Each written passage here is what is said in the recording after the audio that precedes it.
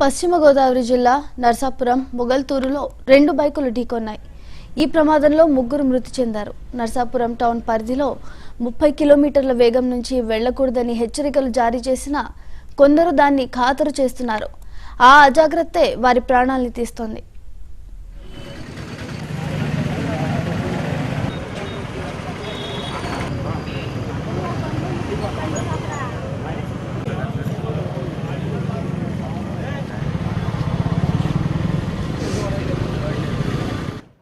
రెండు 3 గంటల మధ్యలో నర్సాపురం ఆఫీసర్స్ క్లబ్ వద్ద నర్సాపురం స్టేషన్ బ్యాండ్ చెందిన కర్ర గంగరాజు ఎలియాస్ ఋషి అనే అతను మోటార్ సైకిల్పై అతను ఇంటికి వెళ్తుంటే మొగల్తూరు వైపు నుంచి నర్సాపురం వస్తున్న కడలి పాండు సత్యనారాయణ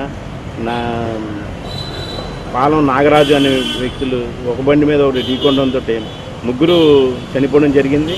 ఈ 3కి హెల్మెట్ ఉండి ఉంటే 3 డెఫినెట్గా బతికేవారు. కాబట్టి ప్రజలు దీన్ని